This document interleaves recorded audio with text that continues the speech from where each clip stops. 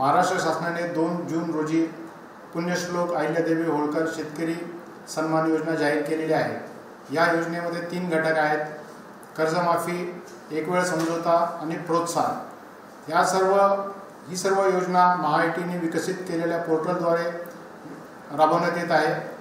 ह्या योजनेचा लाभ देण्याकरता सहकार विभागामार्फत सर्व बँकांची माहिती महाआयटीच्या पोर्टलवर भरण्यात आली।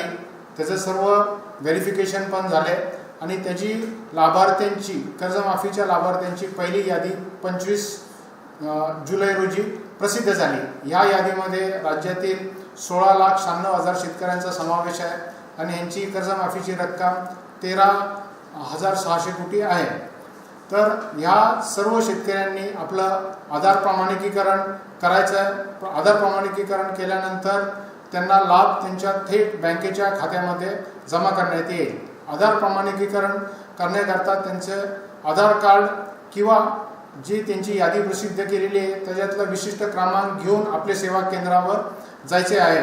ज्या शेतकऱ्यांनी ॲग्रीस्टॅग फार्मर आय डी काढलेला नाही त्यांना ॲग्रीस्टॅग फार्मर आय डी काढणे आवश्यक असेल। काही ठिकाणी थोड्या अशा तक्रारी आलेल्या आहेत की गाव पातळीवर जी यादी प्रसिद्ध झालेली आहे त्यामध्ये कमर्शियल बँकेचे जे NPAचे अकाउंट्स आहेत त्याची रक्कम चुकलेली आहे। तर याबाबत मी शेतकऱ्यांना आश्वासित करू इच्छितो की याबाबत तुम्ही चिंता करू नका। आपण आपल्या बँकेच्या ब्रांचमध्ये जाऊन तपासावे।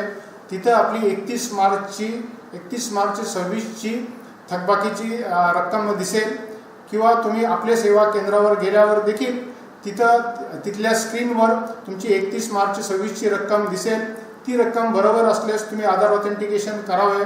31 मार्च 26 नंतरचं जे व्याजाची रक्कम आहे ह्याची जबाबदारी बँकेने घेतलेली आहे, त्यामुळे तुमचं संपूर्ण कर्ज माफ होणार आहे। आणि ह्या उपरक्ष कोणत्या शेतकऱ्यांना काही इतर अडचण असली, जसं त्याचं नाव चुकलेलं आहे किंवा आधार नंबर चुकलेला आहे किंवा खाते क्रमांक चुकलेला आहे, तर त्यांनी पोर्टलमध्ये ग्रीव्हन्स रेज करावं, जेणेकरून त्यांची तक्रार जिल्हाधिकाऱ्यांकडे जाईल आणि जिल्हा लेवलच्या समितीमार्फत त्या सर्व तक्रारीचे चौकशी होऊन त्याला लेखी उत्तर दिले जाईल।